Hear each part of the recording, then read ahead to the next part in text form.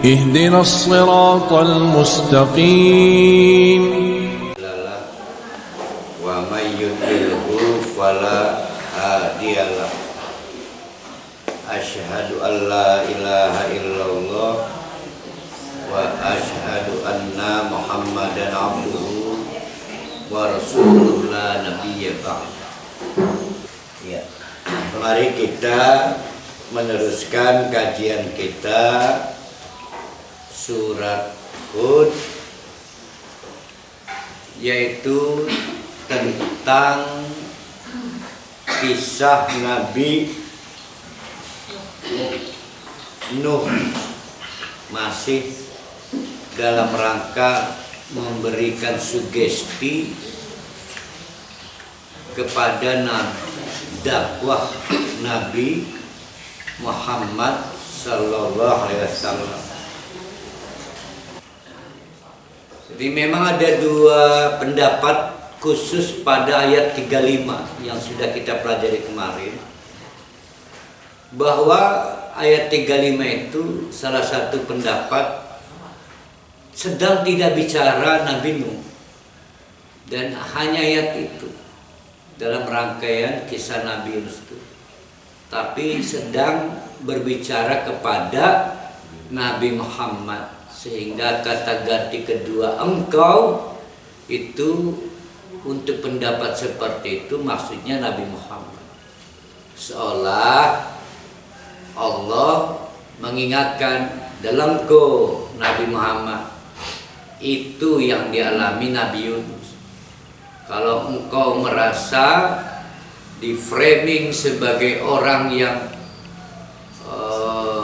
menimbulkan hoax terhadap wahyu-wahyu, diklaim wahyu Allah padahal bukan, di framingnya, jangan kecil hati, Nabi Yunus mengalami. Nah, itu salah satu pendapat. Saya lupa kalau saya tidak pakai pendapat itu, karena masih berlanjut tentang Nabi Yunus dan tidak Nabi Hud dan tidak pindah ke Nabi Muhammad, sehingga Allah mengingatkan kepada Nabi Nuh, abaikan saja terhadap orang-orang yang menganggapmu itu hoax. Nah, perubahan yang mendadak sehingga kata gantinya berubah dari semula subjeknya Nabi Nuh, tiba-tiba satu ayat doang, ayat 35 itu, karena habis itu berlanjut lagi, itu disebut iltifat. Iltifat itu pindah seketika mendadak, pasti menurut para ahli tafsir ada maksud di garis bawahi atau huruf tebal. Sekali lagi, cerita Nabi Nuh juga semua cerita itu adalah mensugesti Nabi Muhammad sebagai pejuang dakwah agar tidak putus asa, tidak kecil hati, tidak panik, tetap bersemangat, karena telah dibuktikan bahwa musuh-musuh yang menghalangi jalan dakwah itu akan dihancurkan oleh Allah.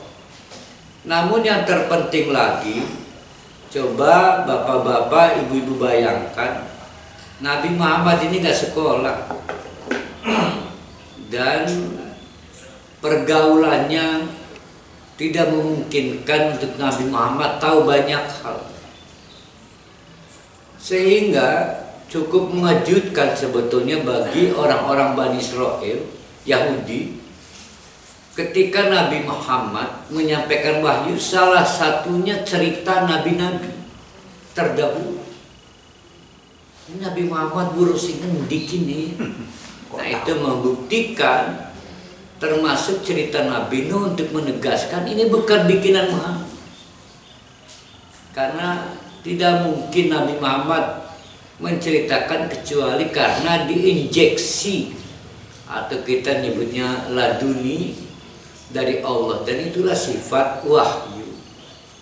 Dan wahyu itu dari Allah, karena Nabi Muhammad tidak memiliki latar belakang untuk menjelaskan kenapa dia tahu cerita Nabi Nuh, Nabi Yunus. Oh, dulu saya sekolah gurunya ini, atau saya pernah berkunjung ke anu ternyata ada begini. Nah, itu nggak punya Nabi Nuh. Satu alat untuk belajar nggak bisa, buta aksara kan. Dia juga yatim dan piatu. Yang ketiga, memang nggak senang dengan traveling, jadi bertahan di Mekah. Itu untuk menyempurnakan ayat 3. Jadi akhirnya setelah beratus tahun, luar biasalah kesabaran Nabi Nuh. Ini Nabi Muhammad harus belajar betul. Kalau Nabi Muhammad saja diminta belajar, apalagi cuma buneng, baru berapa tahun sih berdakwah, apalagi saya beratus tahun, termasuk melayani adu debat. Sampai di ujung waktu ada yang mengatakan 900 tahun, 950, tambah 100. akhirnya musuh-musuh Nabi Nuh, lawan-lawan dakwanya itu sampai juga berdebat.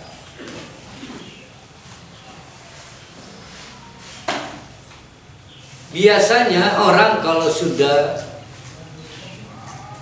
berideologi cuma tiran, merasa paling benar, biasanya rezim-rezim tuh penguasa kayak begitu. Kalau debat pasti ujung-ujungnya udah kalau gitu kita buktikan siapa yang salah dan benar. Bisa di mahkamah.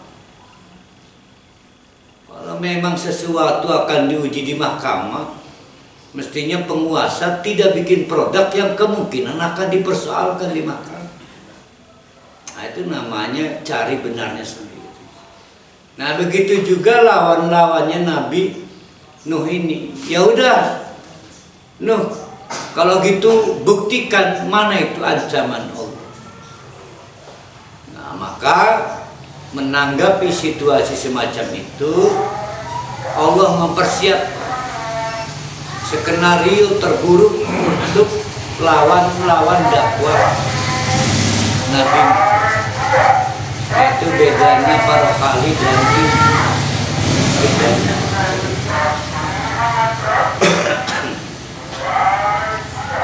Dimulai dengan Nabi Nuh diperintahkan menyiapkan kapal. Dan kapal ini kapal sederhana. Di surat lain diceritakan dengan modal papan dan paku. Berarti tidak ada sistem pengeleman ataupun pengelasan. Berarti adanya papan di paku, papan di paku. Tapi jangan lupa dua hal. Yang pertama, konsultannya Allah, di bawah bimbingan Allah langsung. Hal ini karena Nabi Nuh itu tidak punya tradisi membuat kapal, dan dirinya bukan juga seorang insinyur yang pandai membuat kapal. Walaupun banyak juga yang mengambil keuntungan dengan cara menceritakan Nabi Nuh adalah orang yang pertama membuat kapal. Sebenarnya intinya bukan di situ. Tapi benar. Karena nggak ada pembanding-pembanding, nggak ada. Yang benar adalah siapapun Nabi Nuh, kalau Allah berkehendak maka terjadi.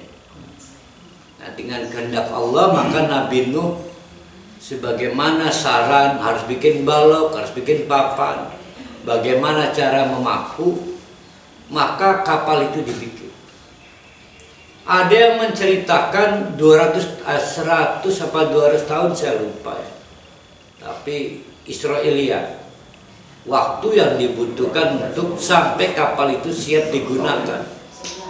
Kok begitu ratus tahun? Karena dimulai dari nanam dulu pohon. Asing sembarang bibit. Tapi karena itu nggak penting cerita itu, maka kita nggak pakai. Yang pasti akhirnya Nabi Nuh membuat kapal. Apa yang dilakukan Nabi Nuh? Perhatikan di ayat yang sudah kita baca, ada kata yang menarik, yaitu wa kullama marro. Itu kan ayat 39 ya kalau nggak salah ya. Iya benar. 39 apa 38? Wa yasna'ul fulka. 38. Kita mulai dari wa yasna'ul fulka. Setiap manakala, karena ini kan fi'il mudhari kan, berarti sesuatu sedang berlangsung. Wa yasna'ul fulka, ketika Nabi Nuh terus-menerus menyiapkan kapal itu. Wa kullama marra, tiap kali, berarti tidak sekali doang. Berapa kali lah kemendani. Terus menerus begitu. Setiap kali lewat tokoh-tokoh penting, gak sembarang loh. Mungkin dia orang yang punya jabatan, mungkin dia orang yang punya titel pendidikan, mungkin dia orang yang punya status sosial yang sebetulnya nggak layak memperlakukan Nabi Nuh begitu, tapi mengambil momen terus. Setiap kali lewat, Nuh pegel ya dakwah ya, capek ya, resign ya. Jadi dianggap pensiun, alih profesi, ganti profesi jadi tukang kayu. Emang mau bikin apa Nuh? Saya ingin bikin tempat tinggal. Yang saya rancang tempat tinggal ini akan cukup untuk siapa yang ikut aku, dan akan mampu menahan air yang tinggi, gelombangnya setinggi gunung. Tambah lagi bingung, padahal mereka al-malak, tokoh-tokoh penting, tapi nggak bisa mencerna. Karena sing endi cerita nih bakal air dengan gelombang setinggi gunung. Tidak ada riwayat curah hujan yang memungkinkan untuk terciptanya debit air yang cukup. Tidak ada juga peluang angin besar yang membuat angin itu gelombangnya setinggi gunung. Jadi tidak bisa dicerna. Maka itu jadi bual-bualan. Nabi Nuh merasa juga terhina. Ejekan-ejekan itu akhirnya memancing Nabi Nuh bersikap dengan mengancam, mengejek lagi. Nah, ini menarik. Bolehkah kita membalas ejekan orang? Dari ayat 38 ini, Nabi Nuh diizinkan oleh Allah balas mengejek. Qala, maka Nabi Nuh menjawab ejekan tokoh-tokoh masyarakat itu. Intas haru minna, kalau kalian terus-menerus mengejek kami terhadap apa yang kami lakukan, yaitu mempersiapkan kapal, nasharu minkum, tak balas ya. Berarti boleh membalas ejekan. Karena tasharun, lantaran kamu mengejek kami. Jadi boleh membalas ejekan, yang tidak boleh pada waktu kita membalas ejekan dengan amarah, itu nggak boleh. Nah sekarang bapak-bapak, ibu-ibu harus latihan dulu. cara mengejek tanpa hawa nafsu. Berat kan? Berat. Kalau berat jangan. Ya ini berat sekali itu. Kalau dipikir-pikir nggak sebanding, nggak apple to apple. Hinaan yang diterima Nabi Nuh beratus tahun. Lah kita baru sekali diejek pengen ngebales. Kan nggak apple to apple. Tapi apapun, dohir ayat ini, ayat 38, itu dapat diambil faedah, boleh membalas ejek. Dulu saya ingat Pak Amin Rais pernah mengangkat ini. Amin Rais. Itu dipidatukan di kawasan Masjid Banten. Kata Pak Amin, membalas hinaan orang yang menghina kita itu Boleh. ibadah. Jadi diberi pahala. Nah, saya ingin memberi catatan. Pahala timbul ketika suatu dilakukan tidak melibatkan hawa nafsu. Jadi kalau menghina itu diniatkan ibadah, tak boleh pakai hawa nafsu, berarti boleh menghina asal tidak pakai hawa nafsu. Latihan dulu. Coba misalnya Pak Jirji menghina istri tanpa hawa nafsu, gimana? Oh ya, sulit juga. Sulit. Suaranya lembut. Wih, nyelekit tangan. Jadi suaranya lembut tapi menghina, kan nyelekit. Yang paling pinter Pak Jokowi urusan ini. Sudah terlatih dia. Pak Jokowi itu marahnya itu nggak seperti Pak Rohali dengan suara tinggi. Pinter Pak Jokowi. Maka dia jadi presiden. Nah itu untuk memperbaiki beberapa catatan kemarin ya.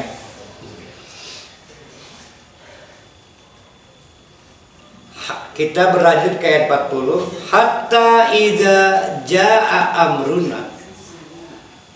Hai orang-orang kafir, kaumku, yaitu kaumnya Nabi Nuh.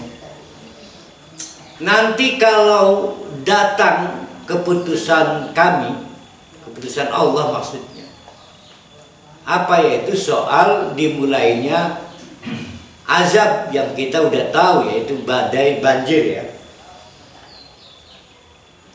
Wafarat tanur. Sebegitu banjirnya, itu namanya tungku asap, tungku api. Mestinya keluar api, ini yang keluar air. Jadi itu untuk menunjukkan banjir.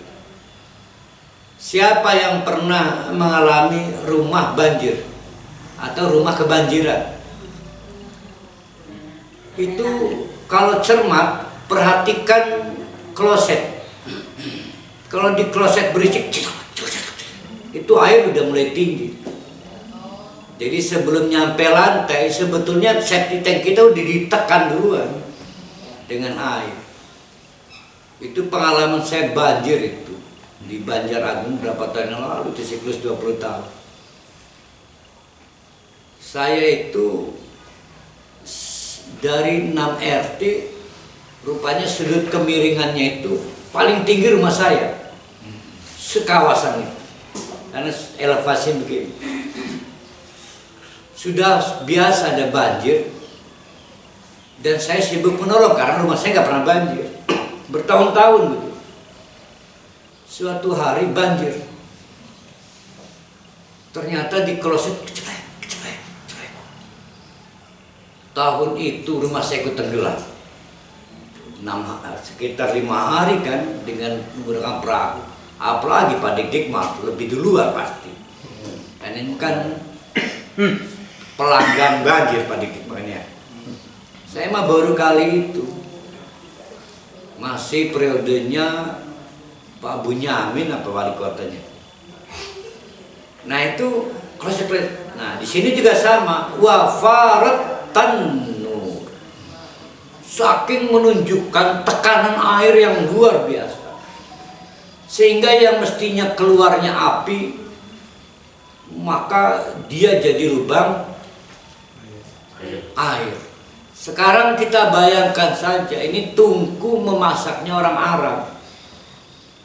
Itu kan saya lupa. Siapa yang pernah lihat bikin roti Maryam? Itu kan tungkunya kayak sumur kan. Kemudian ada sengnya ceplok, kayak di open gitu. Itu setinggi semeteran lah. Itu. Atau kayak penggorengan keripik Bandung itu kan, keripik tempe kan begitu. Artinya dia bukan tunggu di bawah, tinggi banget, semakin tinggi semakin apinya berat.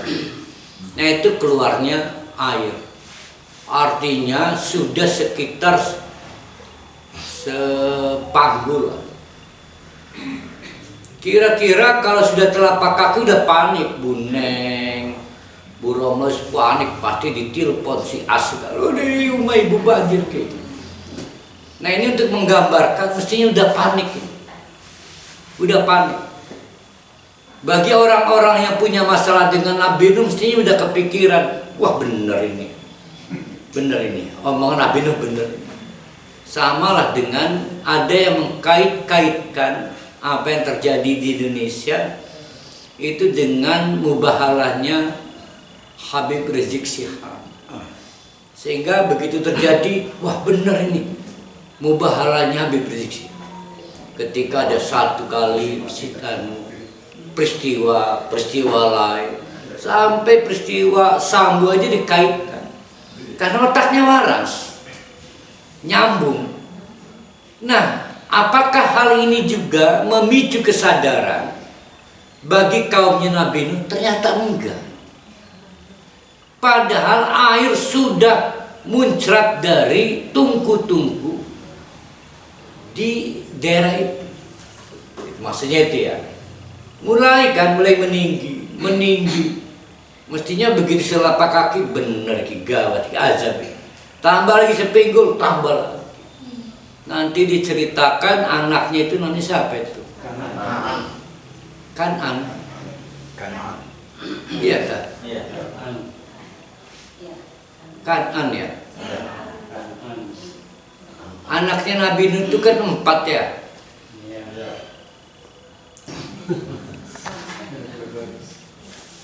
Wah, itu dibusak Maria.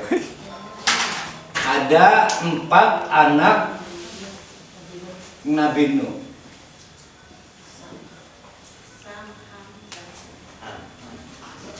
Syam, Ham, Yam. Nah saya lupa ini yang satu ini keturunan Asia nih, saya lupa siapa ini. Di sini ada Ustaz. Di sini ada terangkan nama anaknya Ustaz. Ini dalam kitab ini Kan'an, Sam, Ham dan Yafis. Yafis. Nah, ini Asia nih. Ini Asia nih. Saya Pak Jurusti nih. Sejangkung-jangkungnya Pak Jurusti ya tetap Yafis. Waduh. Syam. Kalau nggak salah Syam ini Arab. Keturunan Arab termasuk Romawi segala ada di sini. Ham, Ethiopia, Afrika lah, dan Anglo. Nah ini yang nanti habis nih. Situ namanya apa tadi itu? Kan'an. Kan'an, nama lainnya ya. Nah, ini yang punah nih. Saya nggak tahu umurnya ya. Ada ini mah pendapat ya, bukan dari saya, ini pendapat. Benar atau tidaknya, wallahu alam ya. Tapi saya termasuk keberatan pendapatnya. Jadi istrinya Nabi Nuh selingkuh.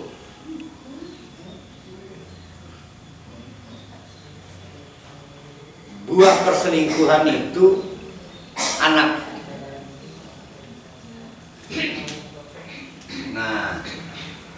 inilah anak buah perselingkuhan. Saya keberatan dengan pendapat ini, tapi populer. Karena saya itu berkeyakinan istri Nabi itu, Nabi siapapun itu nggak punya riwayat zina. Tapi riwayat maksiat betul ada. Tapi maksiatnya bukan zina, bukan. Karena tidak taat pada suami juga disebut maksiat. Contoh suami istrinya Nabi Lut itu maksiat, tapi bukan berzina, yaitu Ikut mendukung. menjadi petugas kampanye LGBT, bahkan mungkin termasuk sponsor mungkin. Nah itu nggak punya riwayat zina. Siapa lagi? Ya kita husnudon lah. Kita husnudon, istri-istri Nabi nggak punya lah riwayat zina, tapi membangkang pada suami disebut maksiat. Nah, kenapa muncul pendapat yang tadi bahwa Kanaan atau Yam itu anak hasil cinta terlarang?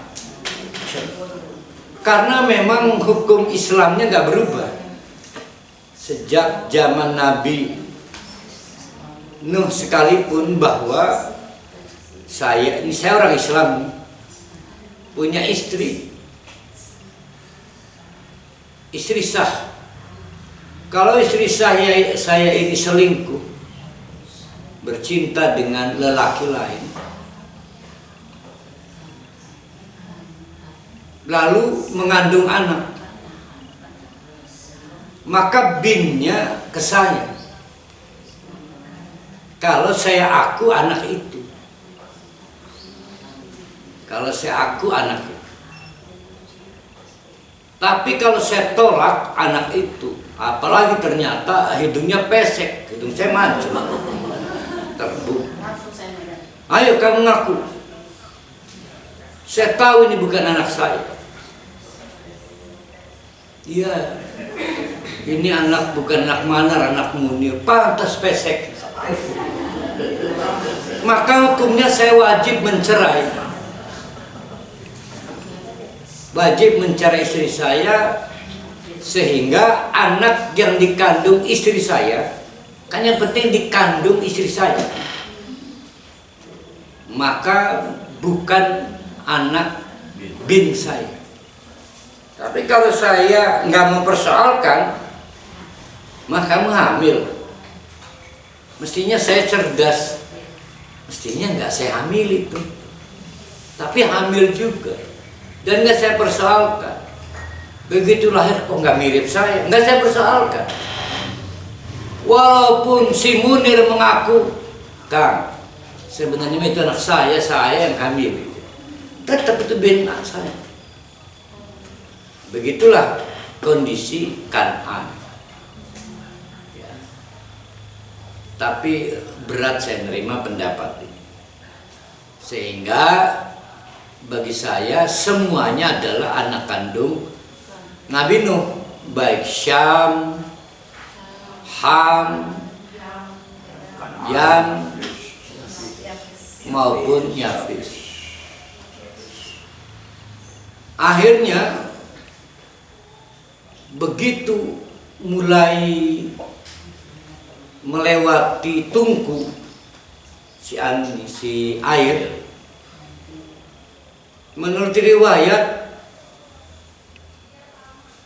Nabi Nuh berusaha mengevakuasi banyak pendukungnya. Berapa waktu kemarin? 200. Ada yang menceritakan kapalnya 3 lantai ya, 3 dek. Tapi kita gak dapat riwayat. Ada yang menceritakan seluruh binatang. Saya juga keberatan karena teks Qur'annya nggak begitu. Pokoknya binatang-binatang jantan dan betina yang kamu butuhkan untuk produksi setelah bencana. Khawatir punah, berarti kan kerbau, kebo, wedus, kambing. Udah berapa itu Pak Ji? Udah berapa pasang itu? Udah 4. Ya kan kerbau 1 sepasang, kebo sepasang, kambing sepasang, wedus sepasang, udah 4. Ayam, sehingga kalau jengking, gajah, maaf babi nggak masuk. Karena ceritanya kebablasan. 3 lantai, lantai paling bawah seluruh jenis binatang. Akhirnya ABK lapor pada Nabi Nuh. Nabi Nuh, kapal mabut tai. Terlalu banyak binatang tidak terkendali. Akhirnya diminta gajah untuk memakan kotoran-kotorannya. Sampai bukan gajah, akhirnya diminta 1 binatang itu untuk memakan, dan binatang ini binatang baru, belum ada sebelumnya, yang kita sebut kemudian menjadi babi itu. Tapi itu mah cerita-ceritaan lah, saya jadi aneh. Tapi yang jelas untuk menyelamatkan kepunahan binatang-binatang yang dibutuhkan untuk ketahanan pangan.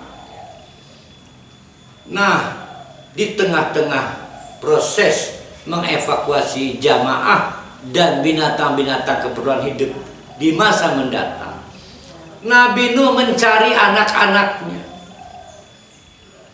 dan istrinya.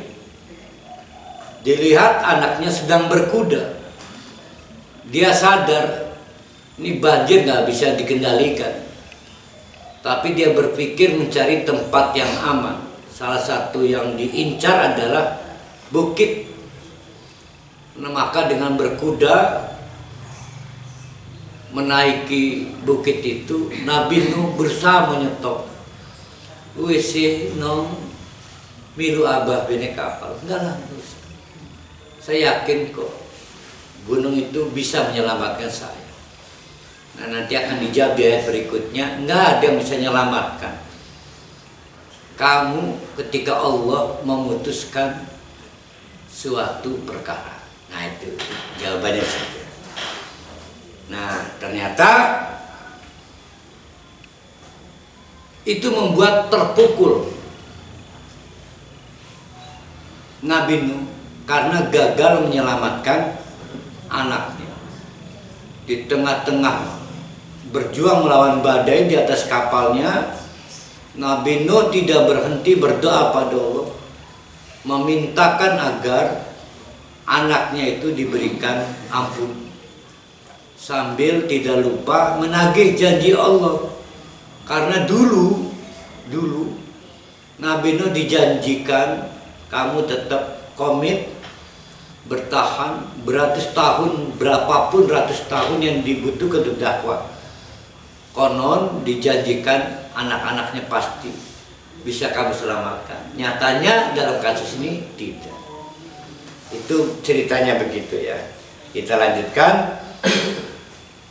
Wakulna, kulna, maka Allah atau kami perintahkan, ihmil fiha min kulli zawjaini, ayo angkut apapun yang berpasang-pasangan, yaitu dari kalangan binatang. Isnaini, serba 2. Wa ahlaka, dan biarkan hancur, tewas, modar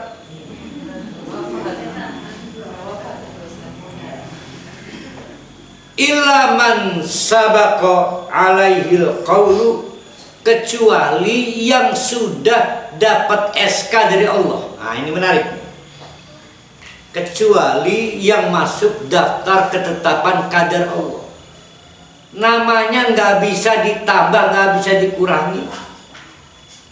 200 ketika diperiksa nama anaknya satu enggak ada.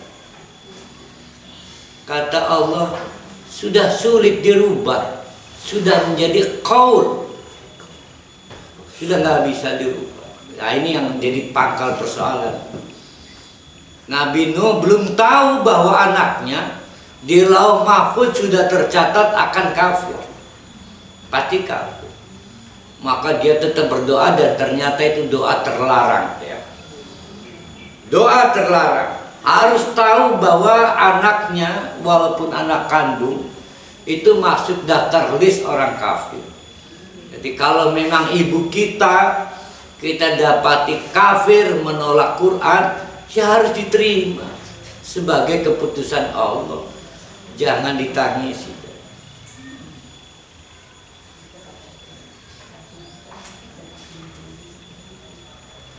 Waman amanah, juga siapapun yang beriman, yang 200 orang itu, sayang wa ma amana ma'ahu illa qalil, dibanding yang menolak untuk masuk kapal cuma sedikit yang masuk daftar orang beriman.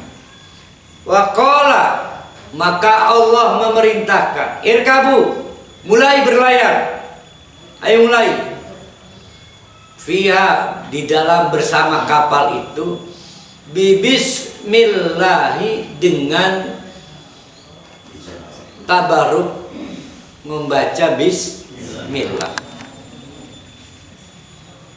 Baik mulai setar, yaitu majroha, dalam qiraat yang lain majreha, kita baca majroha aja ya. Pada saat setarnya, setar itu apa berarti itu? Ya apa kalau nyampe sandar, kalau mulainya apa namanya? Mulai berlayar, ataupun mursaha, waktu mulai sampai ke bersandar di tempat. Nah ini rupanya jadi doa kita untuk berkendaraan. Inna Rabbi, sesungguhnya Tuhanku, la ghafurun, maha pengampun. Khawatir dalam perjalanan ada kesalahan, mohon diampuni. Rahimun, juga maha belas kasihan. Jadi faedah dari kita membaca doa berkendara yaitu bismillahi majroha wa mursaha, itu membayangkan khawatir sudah persiapan teknis dan faktor-faktor lain, ada di luar kontrol musibah yang menyebabkan kita nggak beruntung, mati.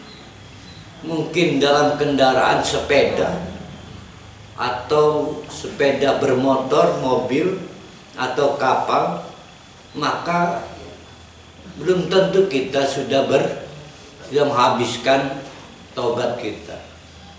Maka kita berdoa ini dalam rangka, ya Allah, lamun umur, tolong ampuni ya, tolong dikerunyani, mungkin banyak salah saya, itu maksudnya itu. Berarti doa ini doa selamat atau doa apa? Selamat? Enggak. Perlindungan. Ayo pikirkan. Sementara saya waktu kecil pikirnya doa selamat ini. Doa emergensi, khawatir nggak selamat. Jadi hebatnya kita ini nggak selamat aja masih disayangi Allah. Maunya kita. Ingat loh, ini Nabi Nuh loh. Ada yang menceritakan 100 tahun persiapannya untuk keselamatan kapal ini. Jadi harus yakin betul perjalanan kita udah safety. Tapi kan ada aja faktor berapa persen yang memungkinkan kita tidak beruntung. Nah walaupun akhirnya di luar perkiraan, saya nggak mau rugi. Saya mau tetap diampuni Allah. Saya mau tetap dapat belas kasihan Allah. Jadi doa selamat atau doa apa? Ini bukan doa selamat, doa ketenangan orang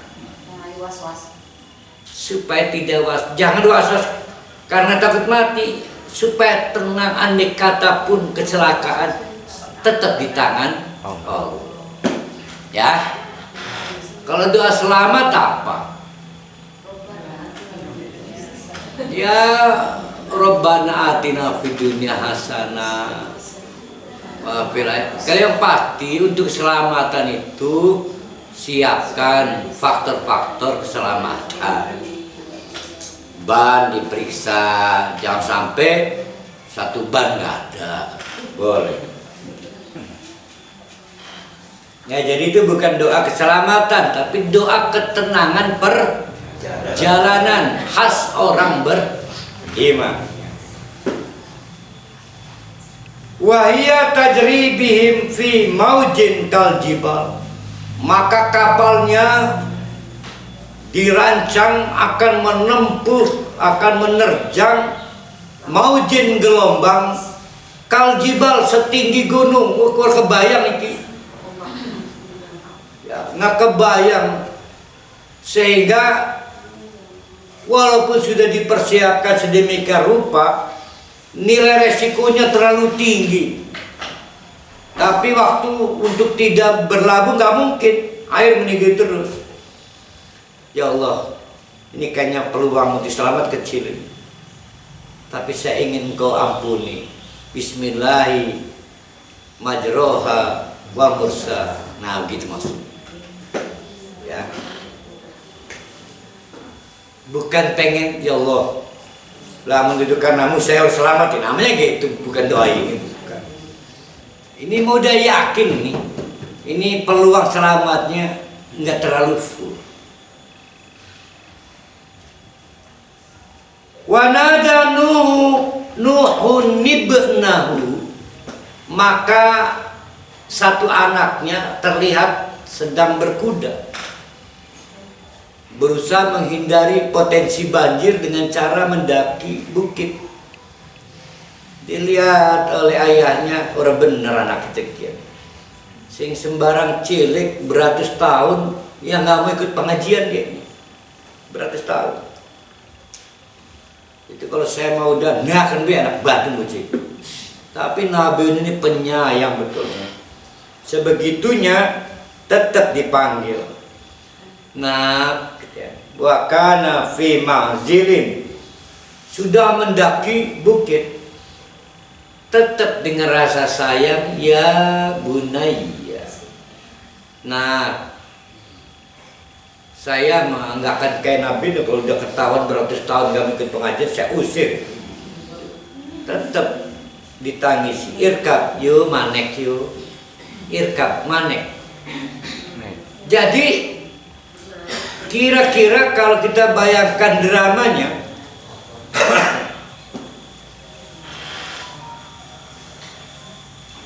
kayaknya beda banget dengan saya Nabi. Pasti saya panggil anak saya, Rama, kamu tahu tidak musyrik itu begini. Kamu pilih, kamu ikutan dia apa ikutan saya? Oh, ceramah dipit kan. Ternyata kan Nabi nggak peduli apa yang harus diomongkan soal tauhid tidak. Iya manek bedipit, gua ngobrolin dulu. Nanti ngobrolnya di kapal. Udah ikut ayah. Jadi nggak panjang lebar Nabi. Enggak juga sir mesin bengen mekon enggak ngomong apa. Kan kalau saya empati sir mur inget ya lagi cilik primen masih kan kita mau panjang kan, panjang kali lebar kan. Nah, bingung juga. Sangat bisa memaafkan, yang penting selamat. Maka ya bunaya, enak, irkab segala mancing. Nanti kita ngobrol sama papa di kapal. Nah, itu maksudnya gitu ya. Irkab mana yo, udah ikut ayah aja, berlayar. Wala takumal kafirin, jangan ikutan itu orang-orang kafir itu. Naik bukit dia pikir bisa selamat dari badai banjir. Qala Dijawab oleh anaknya, dasar anak badung kurang ajar ya. Bapak ini nyeluk ya bunaya. Anaknya orang nyeluk ya abi dapet tak. Dasar celuntang ibu cek ya. Sawi bias. Sawi itu bias. Bias itu apa Pak Haji Rusti? Hah? Vios itu saingannya apa Corolla ya? Vios. Iya, itu ya. Vios. Oh Vios itu saya lupa saya. Sawi biarkan saya ila jabalin, tanpa memperdulikan ayahnya sudah menyapa anaknya dengan ya bunaya. Kita sakit itu kalau saya itu digitukan. Mungkin seolah-olah hebat. Biarin saya mau ke sana. Padahal ayahnya sudah sangat lembut ya bunaya. Wahai anak itu ya Allah ya anak ya. Yang simuni minal ma, itulah bukit yang simuni yang akan melindungiku minal ma, dari air yang terus menerus bertambah debitnya. Qala, dijawab oleh Nabi Nuh, la asima, emang ada yang bisa menyelamatkan al-yaum, hari ini, min amrillah, dari keputusan Allah. Karena banjir ini keputusan Allah. Dari langit air turun, dari dalam tanah air menyembur. Illa man rahimah, kecuali yang mendapatkan rahmat Allah. Yang mendapatkan rahmat Allah itu yang beriman kepada Allah. Nabi Nuh lupa kalau si anak ini Kanaan atau yang itu beratus tahun menjadi bagian dari musuh dakwahnya Nabi Nuh. Pasti kan nggak mungkin dapat rahmat Allah. Wahala, perhatikan kalimat sepotong ini. Wahala, sehingga menjadi sebab terhalang bainahuma, antara Nabi Nuh ayahnya dan anaknya Kan'an. Terhalang apa? Al-mauj, gelombang air.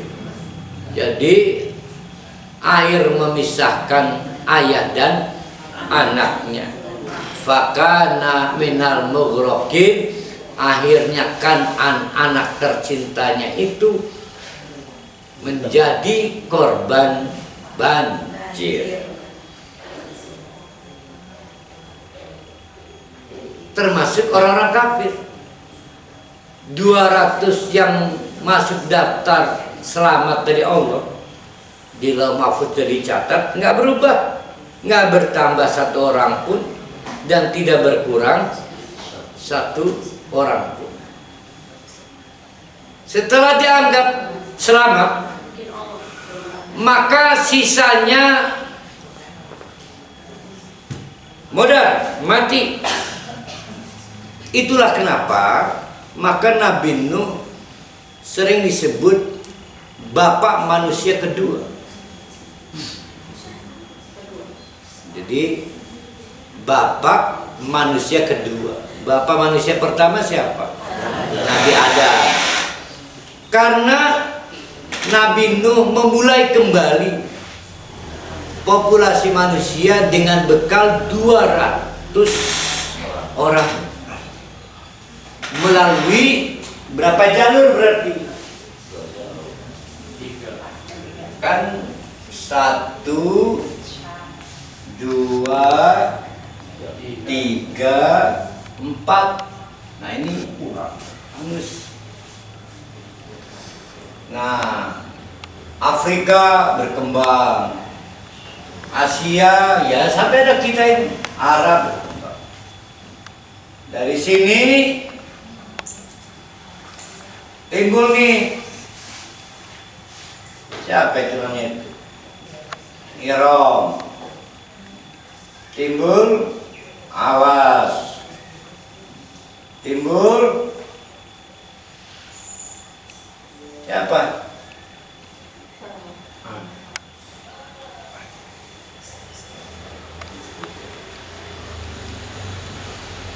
Ya, benar ya.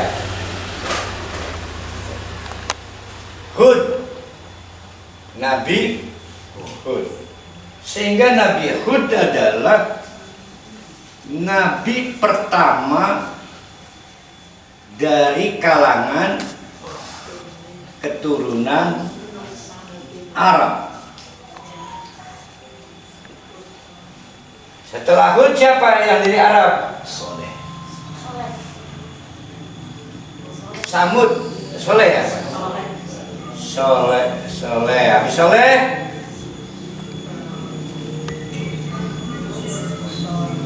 Habis Syuaib? Ayub. Berarti ada 4 tuh. Nabi dari keturunan Arab. Dari Diwiwiti, dimulai dari Nabi Hud. Nah, habis ini kalau nggak salah ya, habis ini kita bicara lah ini kan surat Hud ya, yang paling panjang dibicarakan di surat ini ya Nabi Hud. Habis itu Syuaib, Soleh yang ditugaskan khusus ke kaum Samud. Kalau Nabi Hud diutus ke kaum, ayo, keturunan Iram kaum Ad. Keturunan Iram ini keturunan yang pintu, pokoknya Iram ada Tilaimat. Wow, rumahnya tinggi-tinggi lah. Tapi semuanya Israeliat hadisnya. Yang pasti, ya hadisnya sahih, hanya pernah disebut tingginya Nabi Adam. Tinggi badan Nabi Adam itu 30 meter. 30 meter. Setelah itu menurun. Nah, termasuk mulai menurun tuh ke Iram tuh. Sekitar 4 generasi kan, 4000 tahunan lah. Menurun sehingga nggak mungkin lebih dari 30 meter karena dia menceritakan 120 meter tingginya Iram itu kaum Ad. Bokis lah pasti di bawah Nabi Adam, ya anggaplah 20 meteran lah. Tapi nggak pernah lagi ada yang menyamai kaumnya Nabi Hud. Menurun sisa-sisa Pak Haji Rusti 170 ya senti. Ya Pak Haji sih berapa tingginya? saya 172. 165. Bu nggak bisa masuk polisi ke? Nggak bisa nggak terima. Jadi hakim terima. Bapak hakim bisa? Terima. Bukannya hakim harus tinggi.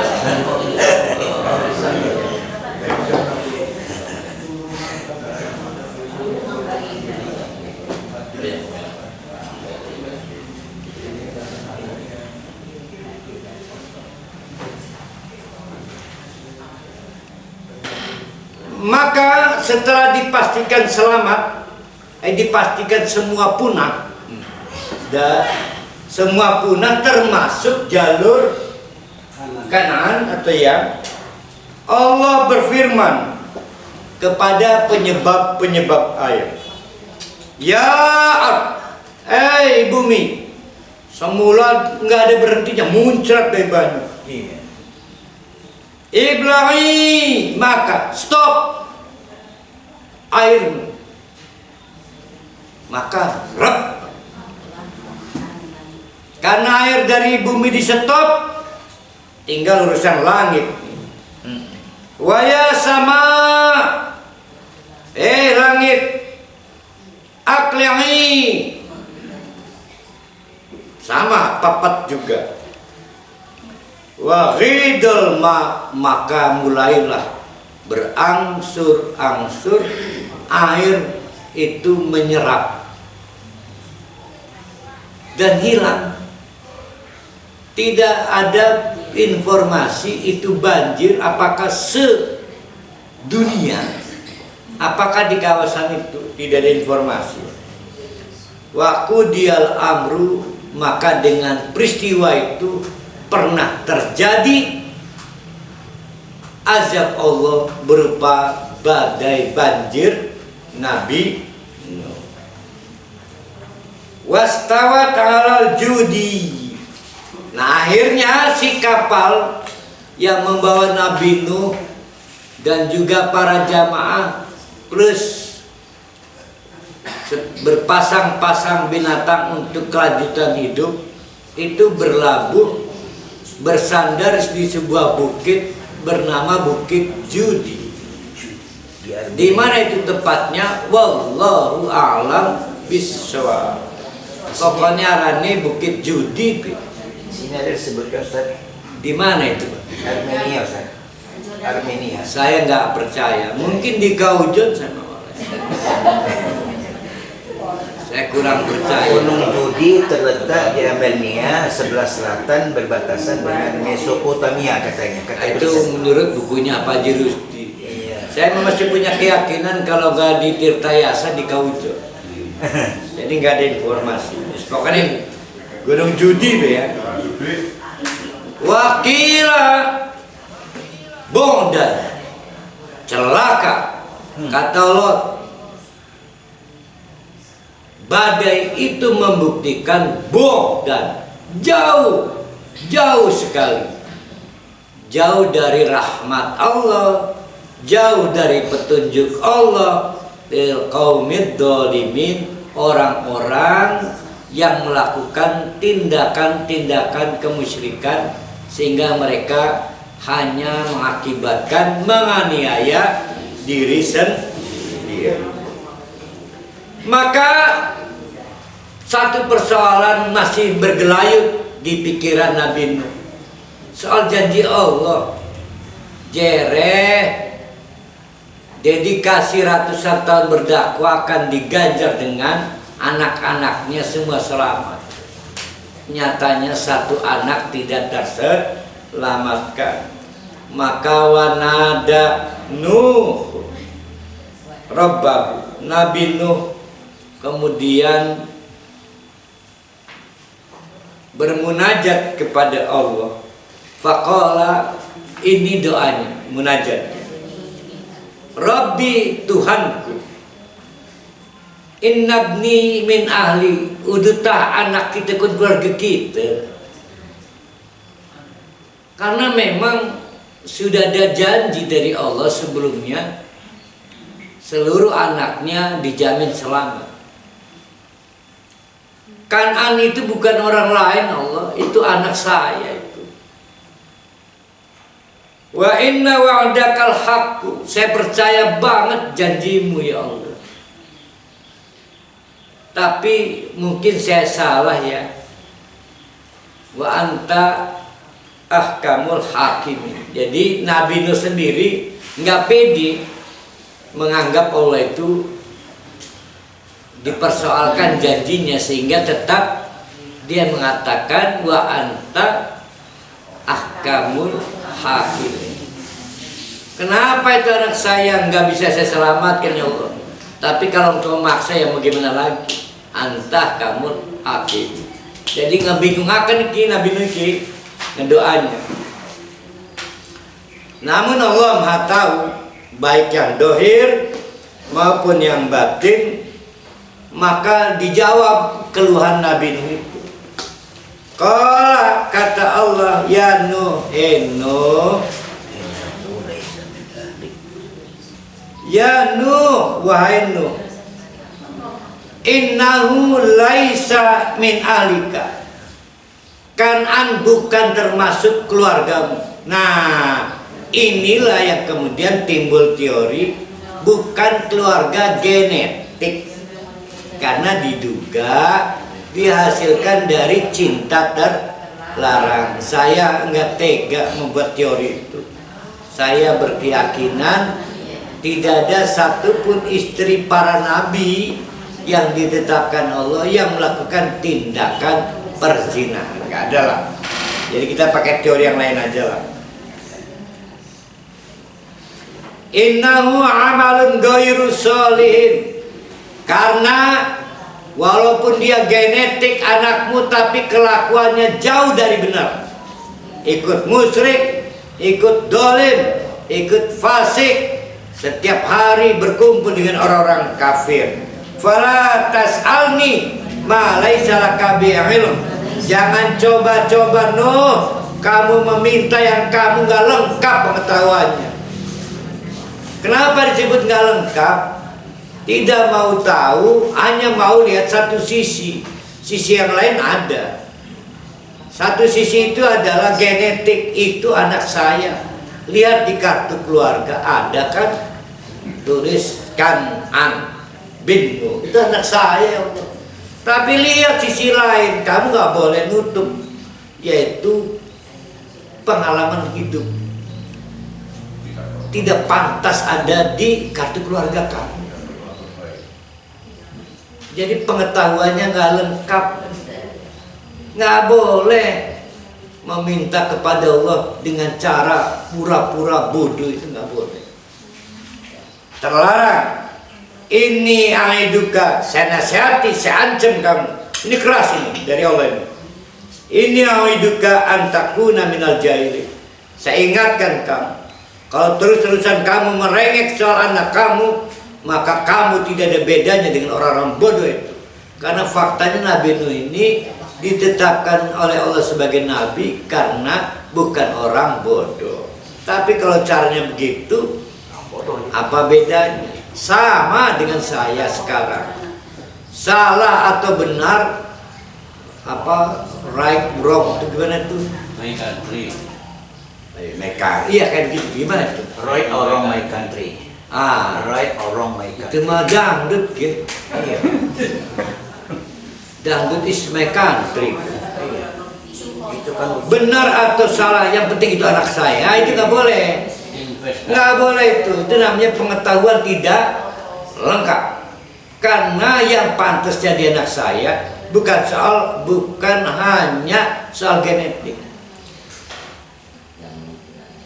Karena tercela kamu nggak pantas jadi anak kiai. Nah ini contoh. Nah Nabi Nuh sampai ditegur oleh Allah, seolah Allah ingin menegur Nabi Nuh, nggak pantas kamu masih ngaku dia anak. Nah berani nggak kita daripada ditegur Allah? harus berani namanya. Hah? Harus berani. Ya mudah-mudahan kita nggak punya anak kayak gitu. Nah ujian berat buat Nabi Nuh ini. Luar biasa. Saya rasanya nggak sanggup itu ya. Saking nggak sanggupnya, kalau anak itu naudzubillah min dzalik hamil di luar nikah, demi menyelamatkan nama baik kita kawinkan itu, ya, karena menahan malu kan, saking nggak mau. Kalau saya, ya mudah-mudahan saya nggak ngalamin. Mestinya itu kita usir anak, kita usir, nggak pantas jadi anak kita. Tapi kita ini orang tua yang baik, tetap kita aku anak. Dan gilanya lagi kita suruh kawin sama anak yang sudah kurang ajar ngambilin anak kita. Udah kurang ngajar ya, kita kasih anak kita lagi. Kalau saya nggak mau. Saking baiknya kita. Kalau Nabi Nuh ditegur Allah, coret dari daftar kartu keluarga. Ajukan ke kantor kelurahan perbaikan daftar informasi di kartu keluarga. Ustaz, saya pernah mendengar nih ucapan Ustaz ini, tapi lupa saya. Ya.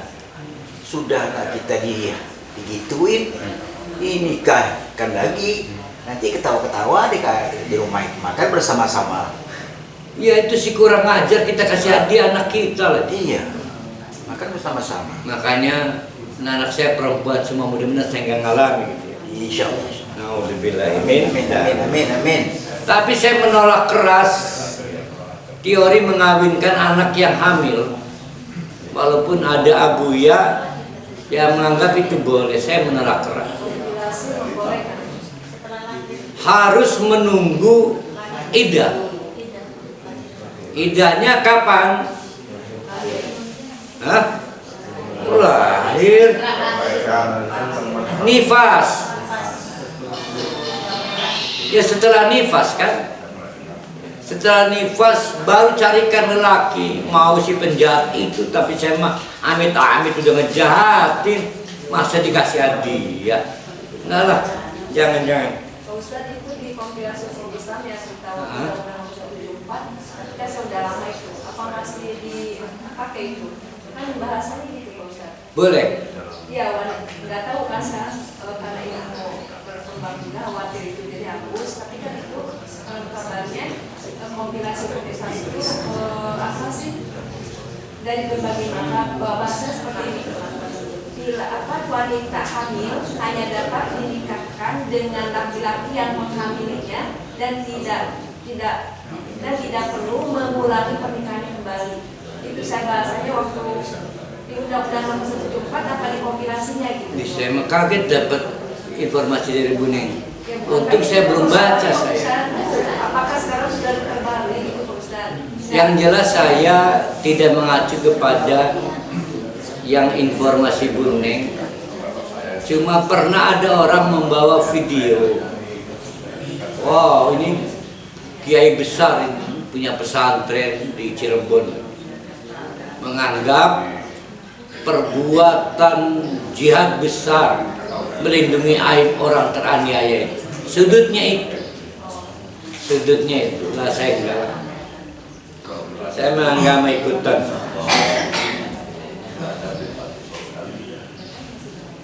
Kok hilang bang? Ayat berapa kita? Ayat 8.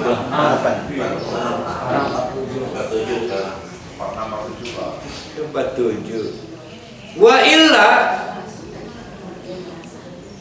kalau ya Allah, kalau engkau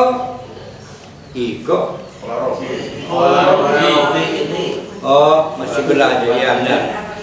Kala maka Nabi Nuh berlanjut berdoa, Rabbi Tuhanku, inni a'udzubika an as'aluka ma laisa li bihi ilmun.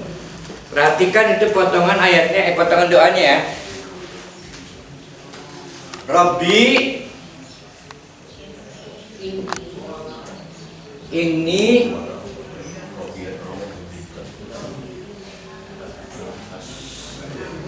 kok Rabbi ini sih? Ini a'udzubika. Rabbi inni a'udzubika an alaka ma laisa li ilmi. Nah ini maknanya apa ini? Ini Pak Ustadz pakai begini. Oh iya, maknanya apa ini? Ini poin pertama ya. Rabbi Tuhanku, inni a'udzubika, saya berlindung dari kebiasaan buruk ngejejaluk sing ilmunya ora cukup.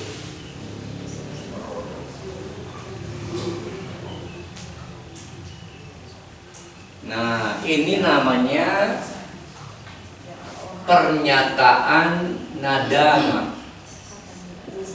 penyesalan. Nah, berarti ini unsur pertama taubat. Ya. Jadi unsur pertama, ada juga yang menyatakan ini kapok lah, ini nadamahnya.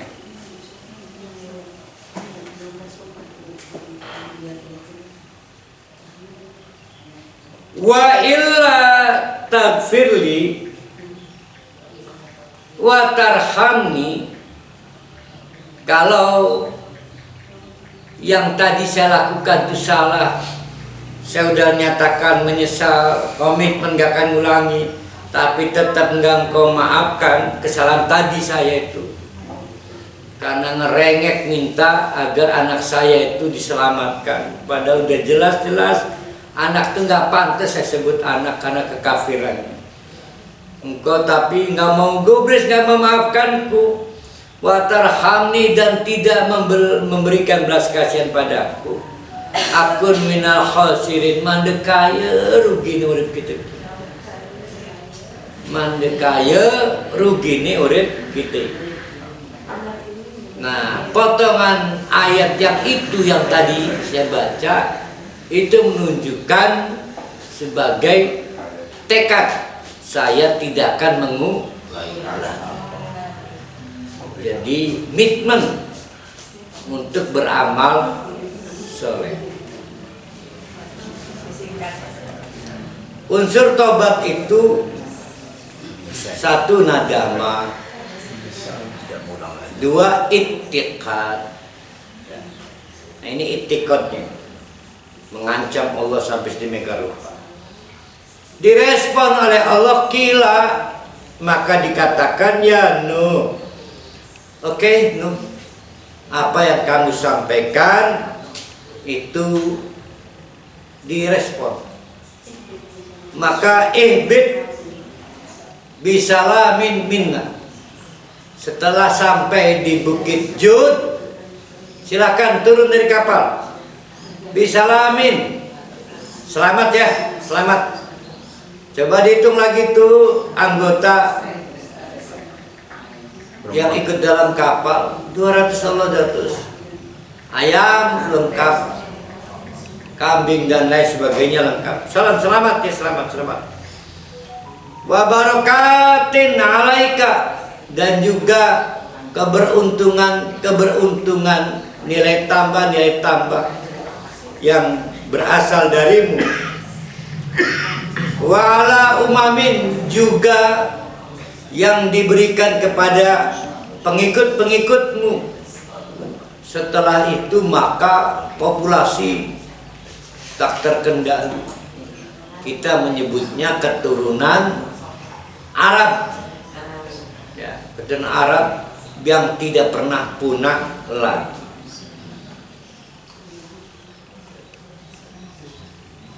Bagaimana dengan nasib orang-orang kafir?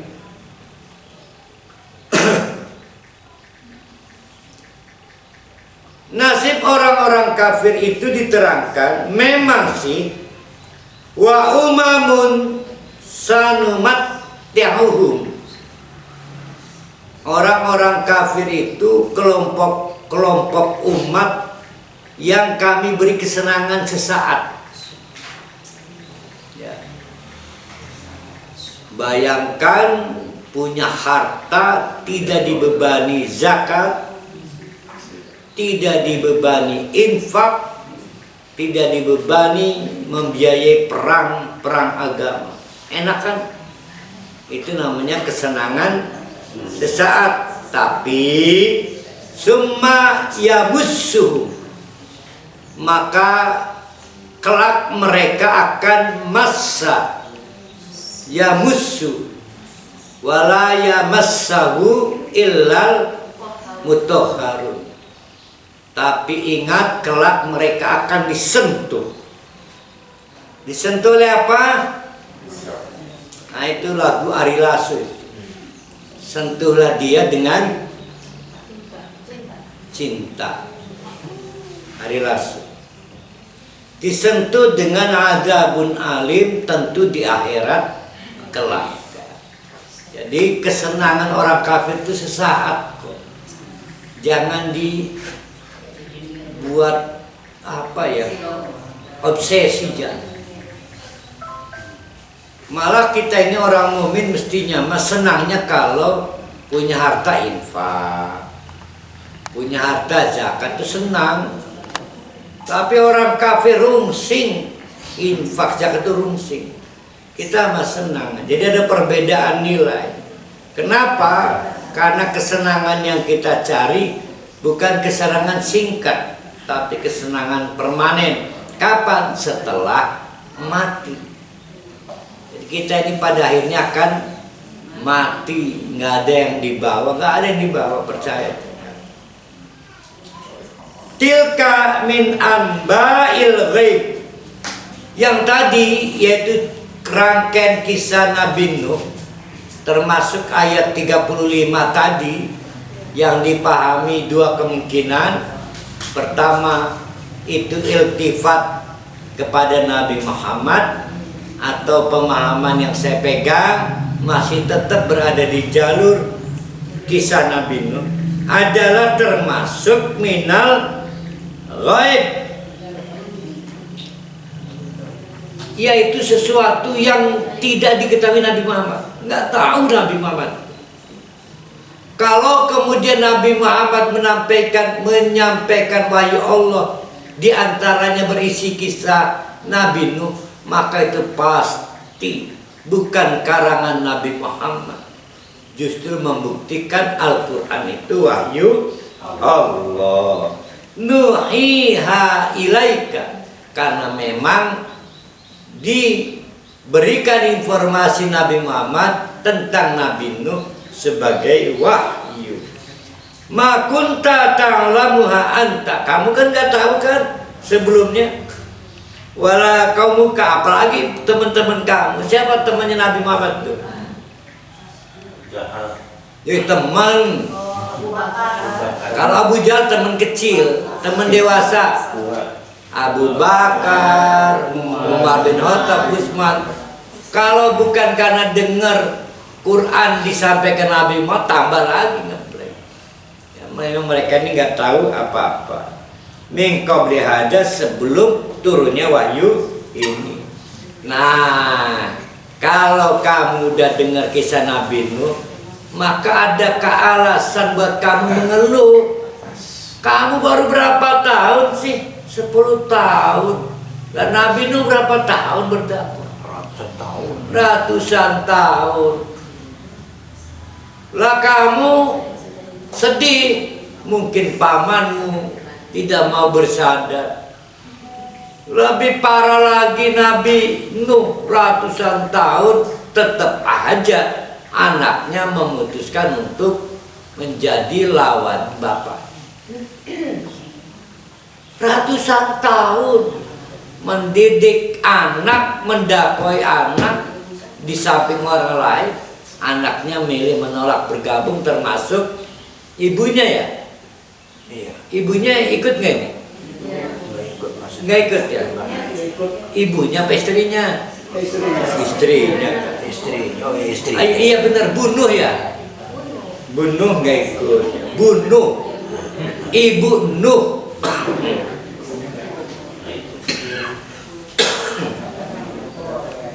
Innal akibata lil muttaqin. Akibat yang menyenangkan hanya didapat untuk orang-orang yang bertakwa. Apa ini maksudnya, coba? Sepotong kalimat innal akibata lil muttaqin. Apa ini? Ini kan ngomongin Nabi Muhammad lagi nih. Jangan coba-coba mengeluh. Jauhi sikap ngeluh, merasa capek berdakwah tidak diterima kaum. Kalau kamu menjauhi sikap ngeluh, itu takwa. Jadi takwa itu salah satu unsurnya menjauhkan diri dari mengeluh. Karena mengeluh itu dibenci Allah. Kalau kamu mau bersabar tidak ngeluh, tetap semangat dalam berdakwah, jangan khawatir, al-aqibah, ada dampak baik. Jangan ragu, pasti akan dibalas kebaikan oleh Allah. Nah, kita masuk ke, oh bener nih, ini Nabi Hud nih ya. Ustaz. Kita ayat berapa yang sekarang nih? 40. Bentar Pak, ya Pak Yurdi. Saya Pak, Nabi Nuh itu kan umurnya sampai ratusan tahun. Saya kurang tahu kalau umur, tapi kalau usia dakwahnya itu. Ya kan sejarah umur kira-kira. Sedangkan anak-anaknya di masa Nabi Nuh membuat perahu itu kan hidup seperti Kan'an yang Ya, dibuka. turut serta. Ya, ada umat-umat yang tidak naik kapal. Yang naik kapal hanya 2 orang. Berarti umat-umat Nabi Nuh itu umurnya panjang-panjang juga tuh, Ustaz. Iya, jadi Apa Nabi Nuh saja banyak? itu periode umurnya itu. Jadi periode umur nanti saya nggak tahu persis hitungannya. Per satu periode susut 100 tahun. Ini kan diceritakan kisaran umat di periode Nuh itu 900 sampai 1050 rata-rata. Habis Nabi Nuh, Nabi siapa? Nabi Hud. Itu menyusut 100 tahun. Menjadi kisarannya 800 sampai 900. Nanti ganti periode menyusut lagi sampai ke kita tinggal di bawah 100 tahun. Allah yang menskenariokan, termasuk fisik. Memang istimewa, terutama kaumnya Nabi Hud ya. Wa zadnahum bastatan fil jism. Wow, luar biasa itu. Ibaratnya lamun dikon tawur lawan wong sekaujon, maka kau mengadewekan cukup. Lonjak. Itu juga menyusut dari 30 meteran, 60 hasta. Nabi Adam itu 60 hasta. Itu berkisar 30 meter lah. Jatuh ke Nabi Nuh 20 meteran. Menyusut sisa kayak kita di bawah 2 meter. Nah, kaum yang akan kita kaji, bukan kaum, Nabi akan kita kaji setelah ini adalah Nabi Hud. Paling panjang lebar di surat ini dibicarakan bagaimana dakwah yang dilakukan Nabi Hud, sehingga kemudian menurut para ulama tafsir itu menjadi dasar kenapa surat ini diberi title Hud. Padahal Nabi Nuh diceritain di sini. Nabi siapa lagi sebelumnya ceritain, tapi surat ini diberi nama surat Hud karena memang paling panjang lebar dibanding kisah Nabi Hud di surat lain yang disampaikan. Itu Nabi Hud. Hud sendiri mana itu Hudnya? Nuhun pakai tanwin nggak? Nuhun tanwin itu bahasa Arab tuh. Hudun pakai tanwin nggak? Bahasa Arab. Muhammadun. Yang lain-lain bukan bahasa Arab. Contoh Musa, bahasa Ibrani. Siapa lagi? Lut, Isa itu bukan bahasa Arab. Jadi memang menunjukkan dari nama pun itu adalah nama keturunan Arab. Musa sendiri bukan bahasa Arab, itu bukan bahasa Mesir, bukan. Bahasa Mesir. Bukan bahasa Ibrani, saya lupa. Bahasa Mesir. Karena pada waktu bayi Musa dihanyutkan,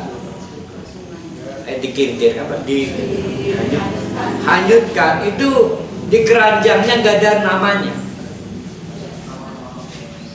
Nggak ada namanya di keranjangnya. Akhirnya diketemukan, diserahkan pada istrinya Fir'aun yang Egypt, yang orang asli Mesir. Ini kok kayak bukan orang Mesir ini orang ini nih, orang Israel ini. Tapi akhirnya diumumkan, saudara-saudara, dengan ini kerajaan resmi mengadopsi anak dan diberi nama Musa. Sehingga nama Musa bukan dari ibunya yang berbahasa Ibrani, tapi dari ibu angkat istrinya Fir'aun yang berbahasa Mesir.